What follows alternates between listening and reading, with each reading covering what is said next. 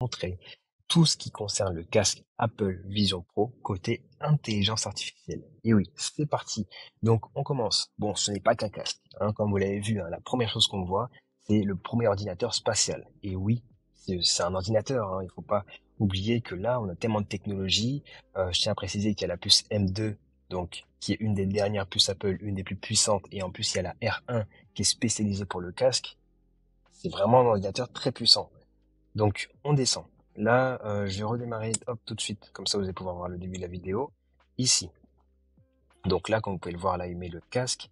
Au moment où il met le casque, donc on peut voir quelque chose d'assez intéressant. Vous allez voir que c'est de la réalité augmentée. Donc là, on voit ce qu'il voit, hein, sa pièce. Donc avec son chien qui est sur le côté, à côté. Là, hop, il peut directement jouer avec tous les applications qui sont disponibles. Et comme vous pouvez le voir ici, il y a compatible apps. Donc ça voudrait dire qu'il y a d'autres applications qui vont venir par la suite. Donc, qui dit d'autres applications, dit d'autres applications qui vont être développées. Là, je sais qu'ils ont ajouté aussi quelques guides pour pouvoir développer des applications spatiales. Ça va être intéressant, mais forcément, il y aura de l'IA.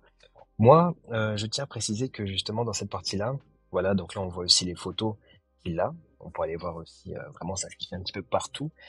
C'est très intéressant de voir ça parce que n'oubliez pas, on est encore au début, le casque il va sortir dans 6 mois, donc forcément il y aura énormément d'informations, énormément d'améliorations dans tout ce qui est IA.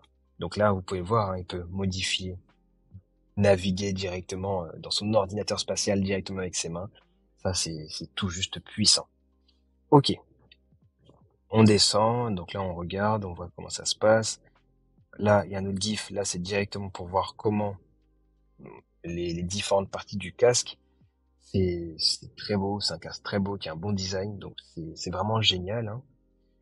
Là, donc ça c'est un petit message que je vous mettrai dans la description, vous allez avoir le lien de l'article, hein, comme ça vous allez pouvoir vraiment lire tout ce qui est ici.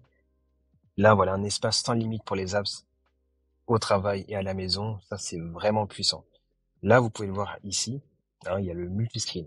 Au début, on devait avoir 3 écrans. Là, on a un casque qui nous permet donc d'avoir 3 tâches différentes. Donc là, c'est les messages, là, il chercher quelque chose, là, il y a tout ce qui est sur l'iCloud. Et un quatrième. Vous avez vu? Un quatrième qui gère la musique.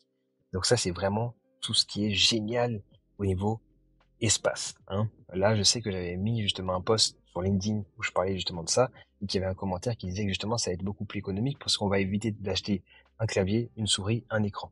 La preuve, franchement, c'est vraiment génial. On continue. Des expériences de divertissement captivantes. Dans chaque œil, on va pouvoir voir de la 4K.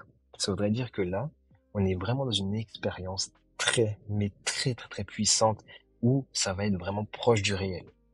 Donc là, le casque, il tombe vraiment à pic, sachant qu'il y aura énormément d'informations, énormément d'évolutions qui vont arriver dans les semaines à venir. Et donc, le fait qu'il sort début de l'année 2024 fait que d'ici là, l'IA va évoluer énormément. Il y aura tellement d'évolutions que ça va être vraiment le bon moment. La différence entre le fait que le casque il soit sorti maintenant et avant, comme les anciens MetaQuest Pro, c'est que là, avec l'intelligence artificielle, c'est beaucoup plus simple d'adapter ce genre de situation-là, de technologie-là. Là, on voit du coup le cas où on peut regarder un film, le fait que ça soit immersif, le fait que si on veut que les lumières soient tamisées, il est capable de les gérer. Ça, c'est vraiment puissant de se dire ça. Bon, ça du coup, c'est pour pouvoir modifier. Oui, ça justement, c'est pour modifier à quel point vous voulez que ça soit immersif. Donc, plus vous allez accentuer l'immersion, plus vous allez pouvoir voir que ça va vraiment prendre un large panel. Et ça, c'est très, très, très puissant. Des souvenirs qui prennent vie. Oui, là, forcément, vous allez regarder vos photos directement avec vos propres yeux sans forcément regarder votre téléphone. C'est puissant. C'est très, très, très puissant. Ensuite, donc là, c'est tout ce qui est la partie un écran. Vous avez un écran, voilà, vous pouvez le faire en 360. Ça va être intéressant pour tout ce qui est business de caméra 360 parce que si vous voulez regarder un match ou regarder un événement, hein, vous pouvez directement mettre une caméra 360. Tout le monde pourra la regarder. C'est génial. Le casque propose tellement de possibilités que ça devient kiffant en fait de regarder rien que la démo, rien que regarder la newsletter, ça devient kiffant. Donc le FaceTime avec tout ce qui est IA devient très important aussi parce que comme vous pouvez voir déjà là, on peut voir qu'elle travaille du coup sur une présentation et qu'à côté un FaceTime. Donc c'est utile, très très très utile de se dire qu'en fait là, on va voir du coup le multiscreen.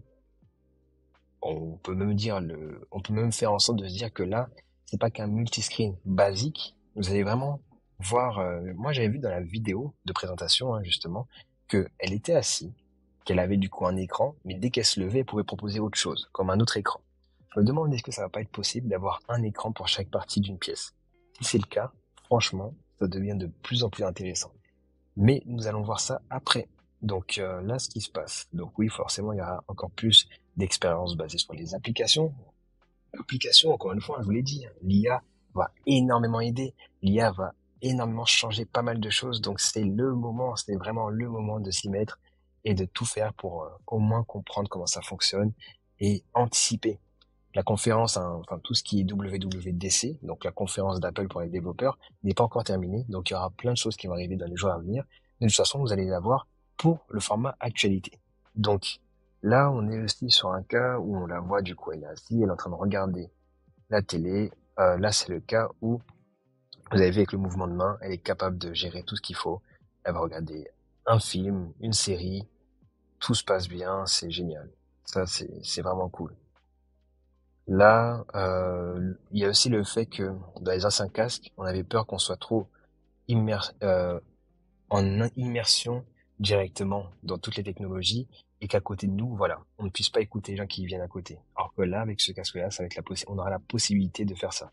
On sera capable d'écouter tout ce qui se tourne autour de nous. Avec les AirPods Pro, vous avez la possibilité d'avoir le spatial audio. Donc faire en sorte qu'en fonction de l'environnement, si vous êtes couché sur le côté, ben, le son il sort plus de le côté, etc. pour que ça soit vraiment avec une expérience unique, de plus en plus immersive. Donc là, le design d'avant-garde, l'innovation, ils sont très forts. Ça, de toute façon, vous allez avoir justement directement dans la description le lien de l'article. Et on arrive à la fin de l'article. Moi, je vous fais du coup cette vidéo-là justement pour vous faire un récap hein, de ce qui s'est passé actuellement avec le Vision Pro. N'hésitez pas à aller regarder l'article, n'hésitez pas à aller regarder la vidéo que je vais vous mettre. Et de toute façon, on se dit à la prochaine pour une nouvelle vidéo où on va parler d'intelligence artificielle. J'espère que cette vidéo-là vous a plu. J'espère que vous avez pu aimer comprendre comment Apple allait intégrer l'IA dans son casque. Et de toute façon, nous pourrons en parler dans les commentaires. C'était MB, allez, ciao.